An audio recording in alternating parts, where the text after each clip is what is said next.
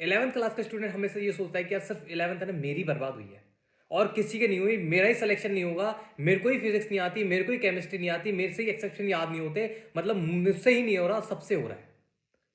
और इसी डर से एक डर और सताता है कि भैया हमारे जो सीनियर्स हैं ना, भैया हमारे जो टीचर्स हैं ना, वो हमसे ये बोलते हैं कि अगर तेरी 11th क्लास क्लियर नहीं है ना तो तेरे को 12th में कुछ समझ नहीं आने वाला। 12th में तेरे से एक भी न्यूमेरिकल सॉल्व नहीं होगा अगर तेरा 11th क्लास का बेस क्लियर नहीं है। और भैया जो ये डर है ना, फिर हमें और डराता है कि यार कैसे सिलेक्शन होगा, हमारी 11th क्लियर नहीं है तो हम 12th में कैसे पढ़ेंगे, कैसे चीज़ों को समझेंगे, कैसे न्यूमेरिकल सॉल्व करेंगे। आज मैं तुम्हें इस वीडियो में मैं यही बताने वाला हूं कि तुम्हें कैसे कैसे क्या करना है। तुम्हें एक पूरा सुपरफिशियली किस चैप्टर को 11th का आपको अच्छे से आना चाहिए ताकि आपके सारे न्यूमेरिकल सॉल्व हो जाए, फिजिक्स केमिस्ट्री बायो सब कुछ बताने वाला हूं। सेकंड, आपको मैं पूरा प्लानर देने वाला हूं, ठीक है। जैन एंड फैब का मैं आपको 11th क्लास के स्टूडेंट को पूरा प्लानर देने वाला हूं कि अगर आपने ये जो प्लानर्स वगैरह है आपने बहुत अच्छे से फॉलो कर लिए ना, तो मैं लिटरली बता रहा हूं कि आप लोगों की 11th, जो आप लोग बोलते हो ना कि बर्बाद हो गई बर्बाद हो गई, ऐसा कुछ भी नहीं होगा। जैन और फैब के अंदर आपकी 11th बहुत स्ट्रांग होगी, बहुत स्ट्रांग।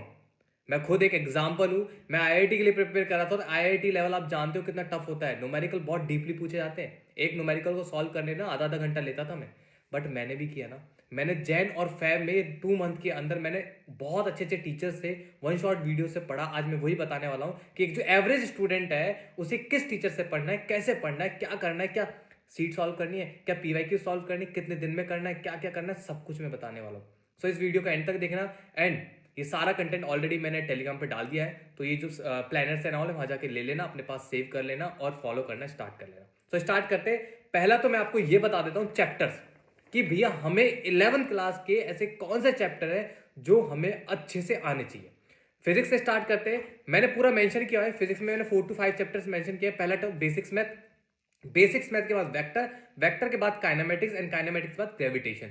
बेसिक्स मैथ में मैंने ये बताया है कि आपको बेसिक्स मैथ में कौन कौन सा टॉपिक बहुत अच्छे से आना चाहिए। देखो बेसिक्स मैथ में आपको मैंने क्लियरली बताया trigonometry, graph, integration and differentiation, ये 4 टॉपिक आपको बहुत बहुत बहुत अच्छे से आने चाहिए। क्योंकि जब आपके इलेक्ट्रोस्टैटिक्स, आपका आगे जितने भी कैपेसिटर वगैरह, मैग्नेटिज्म, जितने भी चैप्टर्स आने वाले ना, सब में ये टॉपिक्स यूज होने वाले हैं। ट्रिग्नोमेट्री बहुत अच्छे से यूज होने वाली है। तो मैंने तो आपको दिक्कत ना हो, प्रॉब्लम ज्यादा फेस ना हो, किस टॉपिक को कितना अच्छा करना है वो मैंने मेंशन कर दिया।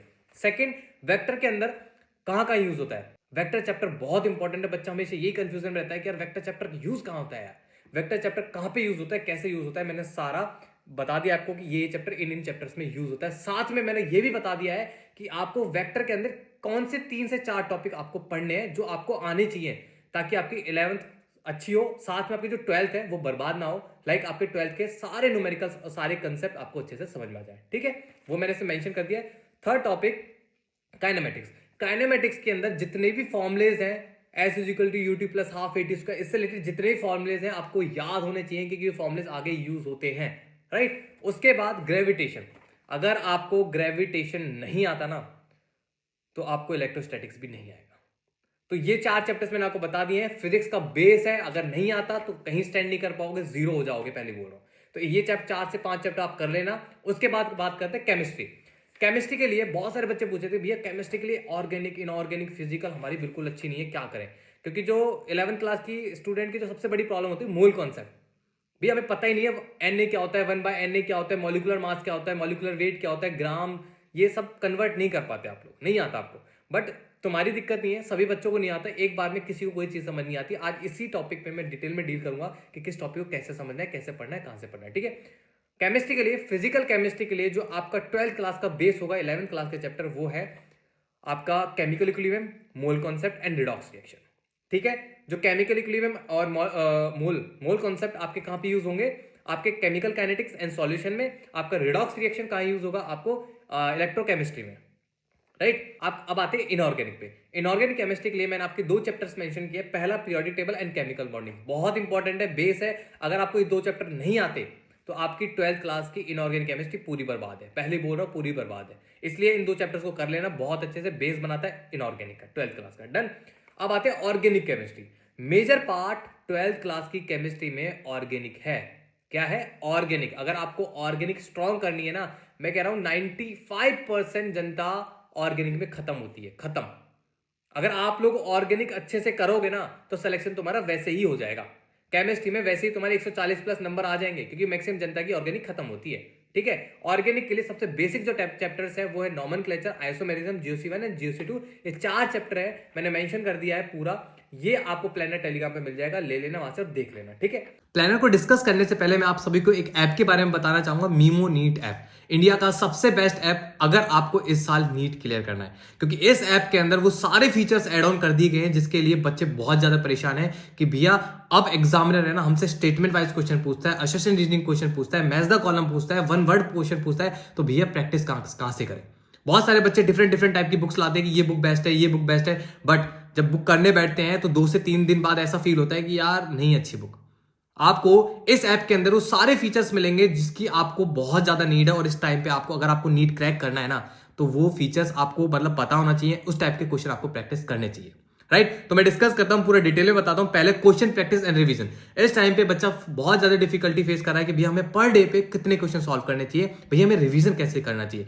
इसमें पर डे आपके हर एक क्वेश्चन, हर एक चैप्टर पे बेस आपके क्वेश्चन गिवन होते हैं कि आपको इस चैप्टर में 25 क्वेश्चन सॉल्व करने हैं या फिर 100, या फिर आप लोग क्वेश्चन प्रैक्टिस के लिए अपने नंबर जो क्वेश्चंस हैं वो फिक्स कर सकते हैं। 100 क्वेश्चन के समथिंग जो पेपर्स है, डेली पेपर प्रैक्टिस आप इसमें कर सकते हैं। अब इसका जो सबसे बेस्ट फीचर है वो ये है कि आपके एनसीईआरटी से बाहर एक भी क्वेश्चन नहीं है। आपने 2021, 22, 20 ये जो एग्जाम देखे थे, इनमें मैंने देखा था 1-2 क्वेश्चन ऐसे थे जो हमको लग रहा था कि एनसीईआरटी से बाहर है, बट अगर रियली हमें उस डेप्थ में एनसीईआरटी को देखे ना तो एनसीईआरटी के क्वेश्चन थे। इसीलिए मैं आपको बता रहा हूं, बच्चे बहुत इस टाइम पे ना बहुत खुश हो रहे हैं कि यार नीट एग्जामिनर ने हमारे सिलेबस बहुत कम कर दिया, तो अब नीट में सिलेक्शन लेना बहुत ईजी है, क्योंकि अब हम कम पढ़ना पड़ेगा, कम चैप्टर्स पढ़ने पड़ेंगे। रियलिटी बता देता हूं, कम नहीं पढ़ना पड़ेगा, अब तुम्हें ज्यादा पढ़ना पड़ेगा। रीजन मैं आपको बता देता हूं, जो नंबर ऑफ चैप्टर्स है एग्जामिनर के पास कम हो गए हैं, तो अब एग्जामिनर क्या करेगा, एनसीईआरटी के डेप्थ में से क्वेश्चन निकाल के लाएगा। और मैं तुम्हें बता देता हूं, नीट लिटिल बिट टफ बनने वाला है। Tough is in the sense कि जिस बच्चे ने एनसीईआरटी को डीपली पढ़ा होगा ना, वही बच्चा न्यूमेरिकल सॉल्व कर पाएगा, वही बच्चा assertion statement wise question, physics chemistry के क्वेश्चन अटेम्प्ट कर पाएगा।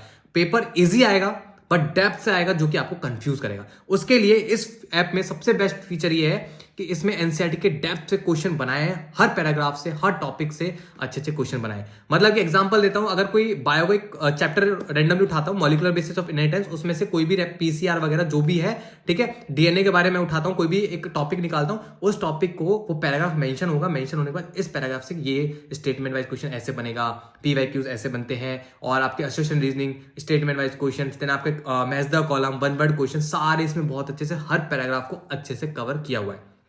थर्ड इंपॉर्टेंट पॉइंट जो इसका ये है कि आपको टॉपिक, बच्चा क्या करता है जब कोई टॉपिक उसका क्लियर नहीं होता ना, किसी चैप्टर के बीच में कोई टॉपिक अच्छे से क्लियर नहीं होता, तो क्या करता है, वन शॉट वीडियो देखता है, जिसके कारण जिस टॉपिक को वो 5 मिनट के अंदर कवर कर सकता है ना, उसके लिए 2 से 3 घंटे वेस्ट करता है। इस ऐप के अंदर सबसे बेस्ट फीचर ये है कि अगर आपको कोई टॉपिक क्लियर करना है तो उस टॉपिक की 5 से 4 मिनट के अंदर वीडियो है, उस वीडियो में आप वो टॉपिक बहुत अच्छे से क्लियर कर सकते हैं, और उस टॉपिक के बाद आपको लास्ट 20-30 ईयर के बेसिस पे आपको क्वेश्चन प्रैक्टिस फ्रेम, नए पैटर्न पे फ्रेम करके मिलेंगे, जिनको आपको प्रैक्टिस करके आप उस अपने टॉपिक को चेक कर सकते हैं कि मेरे को कितना समझ में आया है, क्या मेरी एफिशिएंसी इंक्रीज हुई है, क्या मेरी एक्यूरेसी इंक्रीज हुई है, क्या मेरे को टॉपिक अच्छे से समझ में आया है।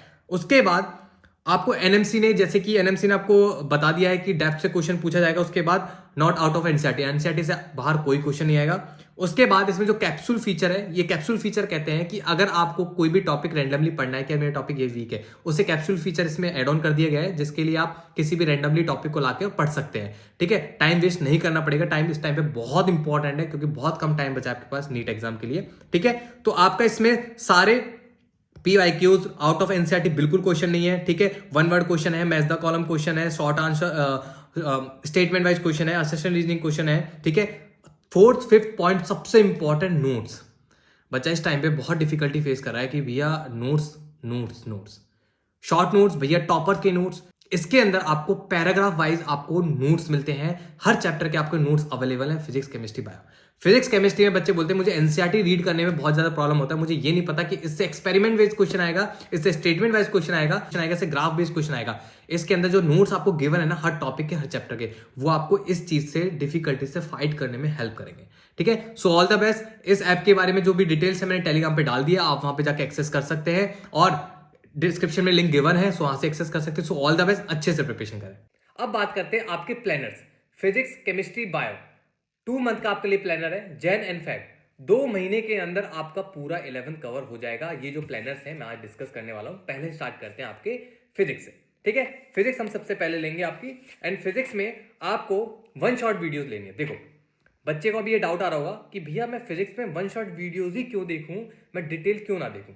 देख बहुत सारे बच्चे ऐसे होते हैं जिनको चीजें डिटेल में समझ नहीं आती। मतलब मैं बताता हूं, सिंपली सोचना कि हम लोग क्या सोचते हैं कि यार आज जो हमने चीजें पढ़ी है ना वो आज ही हमें बहुत अच्छे से याद हो जानी चाहिए, आज उसकी सारी सीट हो जानी चाहिए, आज ही डीपीपी हो जानी चाहिए, राइट। ये बच्चे सोचते हैं और मैं तुम्हें सीधा बोल देता हूं, अगर तुम इस कंसेप्ट पे पढ़ोगे तो सिलेक्शन नहीं होगा।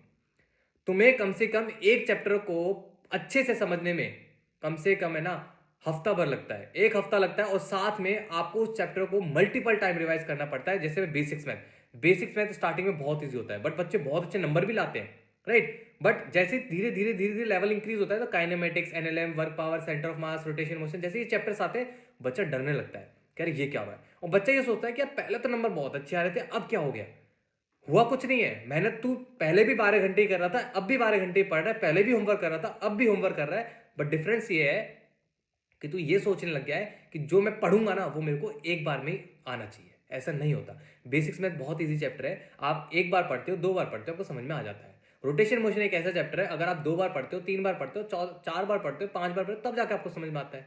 1-2 बार में नहीं आता हो, ठीक है। तो सोचो मैं क्या बोल रहा हूं, समझो, ठीक है, कि आपको चैप्टर्स को मल्टीपल टाइम पढ़ना पड़ेगा। बट अब आपके पास इतना टाइम नहीं है, ठीक है, इतना टाइम आपके पास नहीं है, तो आपको क्या करना है, सुपरफिशियली पढ़ना है कि हाँ यार मेरी 11th बर्बाद थी, बट फिर भी मैं वन शॉट वीडियोस के थ्रू एक अपना पूरा सुपरफिशियली कवर करके आया हूं, ताकि आपको कॉन्फिडेंस रहे, ठीक है। साथ में जब आप वन शॉट वीडियोस के थ्रू सारे चैप्टर्स करोगे ना सुपरफिशियली सुपरफिशियली जो करोगे ना, रियली बता रहा हूं आपका मैक्सिमम 95% चैप्टर्स क्लियर होंगे।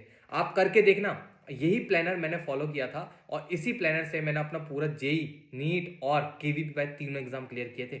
यही प्लानर था, यही प्लानर मैंने अपनी पूरी 11 जो बर्बाद हो गई थी ना बहुत स्ट्रांग कर ली थी इस प्लानर से। जो कंसेप्ट बना रहा हूं, जिस टीचर से पढ़ने के लिए बोल रहा हूं, उस टीचर से पढ़ना। कैसे पढ़ना है बता रहा हूं, देखो डेज आपको मैंने मेंशन किया हर चैप्टर के सामने, डेज यही फॉलो करना, ठीक है, इन्हीं डेज के अंदर होना चाहिए। दूसरा, आपको लेक्चर सभी के वन शॉट वीडियोस लेना है। वन शॉट वीडियोस आपको देखना है, किसके देखने हैं, नमोकॉल सर है अनअकैडमी पे, नमोकॉल सर, उनके आपको फिजिक्स के वन शॉट वीडियोस देखने हैं। उनका जो एक चैप्टर है वो विद इन 3 आवर्स 2 आवर्स या 1 आवर के अंदर खत्म है, ठीक है। तो वन शॉट वीडियो आपको किसकी देखने, नमोकॉल सर के देखने। बहुत अच्छा पढ़ाते हैं, इमेजिनेशन के साथ पढ़ाते हैं, चीजों को इमेजिन मतलब दिखाते हैं कि चीजें कैसे हो रहा है, कैसे काइनेमेटिक्स में, एनएलएम में कैसे चीजें परफॉर्म हो रहा है, सब कुछ दिखाते हैं। रोटेशन मोशन सबको इमेजिन कराते हैं यार, ठीक है। तो इमेजिनेशन के साथ पढ़ाते हैं सर, तो वो बहुत हेल्पफुल होता है आप सभी के लिए, राइट। तो वहां से टीचर से पढ़ना। साथ में आपको एक डाउट आता है कि भैया क्या हमें जो शीट्स होती है वो करना है।